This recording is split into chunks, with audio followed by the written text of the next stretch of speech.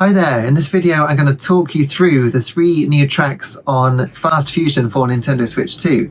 So I was using the Willard vehicle, but instead I've got the Zvuradon. I don't know how you're meant to pronounce that, but you get this by doing the fusion thing. You can actually fuse vehicles together.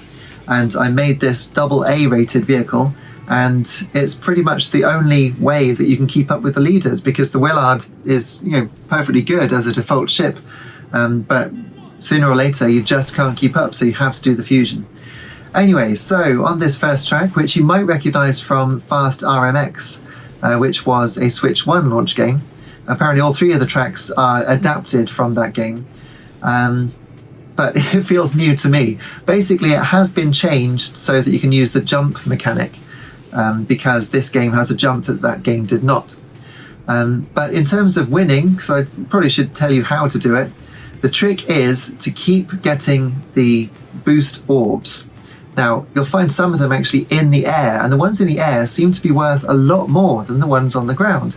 Obviously, the ones on the ground are worth getting, because it means then you can keep boosting between the boost pads, but those in the air, look, they fill it up much, much quicker on the boost bar. So jump whenever you see them. You do have to learn the tracks to make sure that you don't come crashing down to earth where there's a bridge or something like that. And you see these pink laser beams, they actually destroy your ship in one touch, and that was a little bit too close for comfort, I gotta say.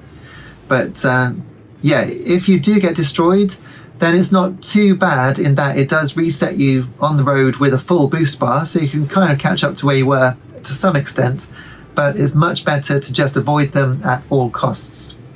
Now, I've been overtaken here by the first place vehicle here, which is the AI, which has flown past me. And I suppose that's because I wasn't boosting, but some of the ships that the AI drives are actually quicker than yours. But if it happens, don't panic. They do seem to have a little bit of difficulty on this track. Now, I've just become first, so I guess they must have got wiped out by the laser beam, which is unfortunate for them. But as for me, I'm avoiding that, as I say, at all costs.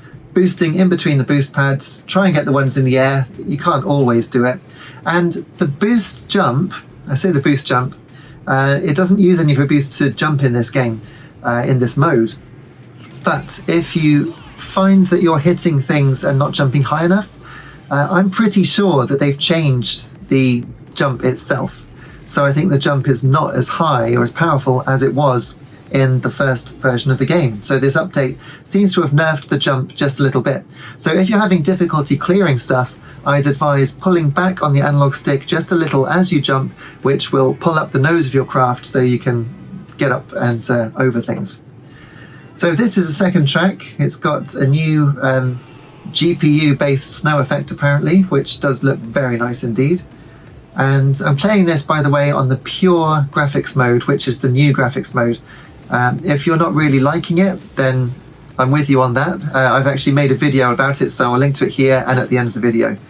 But yeah, so it's running at, I believe, 1440p, which is, no disaster, but it does look a little bit jagged and aliased, especially in the center of the screen looking down the track. Things at the end of the track are not looking their best, shall we say. Anyway, so for this one, I would advise using the air brakes, the sort of paddle brakes, which you've got mapped to the left and right triggers, because that will let you get across the track to get these boost orbs. And of course, changing color as usual to get on the correct boost pads like that, because it really does catch you up. There's an element of snapping you onto a rail. If you get the right color as you get onto one of these boost pads, it does kind of drag you onto the center of that as a rail, which is really useful for when you're going around tight corners. If you can get on a boost pad, you're going to get around the corners much better. But yeah, it's not really easy to use the triggers, the air brakes, if you're using the jump and the boost as well, but there it is. It is worth trying to get used to it. Anyway, zigzagging across the track, jumping whenever I see them in the air. Some of them are just not worth the risk of jumping up to try and get them. So we'll see if we can see some of those. Because I did record this earlier, I'm not playing it as I play, that would be pretty full on. Yeah, over the brow there. And you'll see some in the air there. Yeah, but being overtaken just got to keep your cool. If you get overtaken, try and get the ones in the air because they'll give you so much more boost. And though I failed to do that here, I am able to get these just as they hit one of the stalactites of ice, the icicles there. And then it's just a case of keeping it cool till the end, which of course is quite easy in snow. I think there's one more dip at the end where you have to be a certain colour. There. Because you wouldn't want to get nerfed right before the line by going on the wrong colour. So that's 2 down out of 3. Zvro is second. Well, Zhao or Joe. Now, the final track is the Sudahara Plains. And you can see what I was talking about in the graphics video with the different layers of texture filtering on the track. I just don't think it looks very good on this mode, but you might disagree. I'm sure it looks great if you play it on a 1080p screen, because presumably that's actually super sampling down to 1080, so that's probably going to look great. But on a 4K monitor like I've got, it doesn't look that hot. Never mind. Anyway, talking of hot, you do have to avoid those flames coming out of the track there. To start with, you might get tricked into thinking that the sort of red paint that denotes these geysers coming out of the road are actually an orange boost pad, but they're not. So you've got to be really careful what you're looking at. Don't just switch to orange there.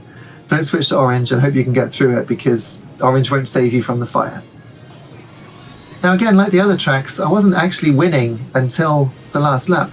Obviously jumping into the ceiling doesn't help, and that's one of the problems with the control scheme, is that it's a little bit cramped in terms of what you need at any one time.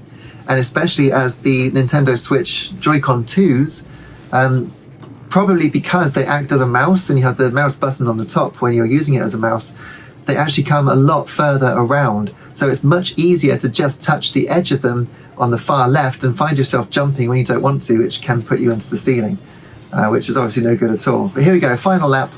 Second place, jumping over the bridge there, the flyover, to get the ones in the air. Boost as much as possible, try and stick with them, avoid the geyser. Onto the blue, avoid the geyser. Yeah, boost, boost, boost, boost. Jump, get the ones in the air because they give you more boost, as I say. That's very pretty, isn't it? Very nice. And it's okay to miss those. You don't want to lose all of your inertia just to get on one of the boost pads. You know, if you're flying along, then you don't necessarily need the boost pads. And there we are, that's all 3 of them done. So if you haven't already, please check out my video of the pure graphics mode, which explains in more detail what's going on with that. And also, if you haven't already, then do check out my Sega Sundays playlist, where I play a classic Sega game every Sunday from 8 AM UK time. So, hope to see you again soon. Take care until then. Cheers.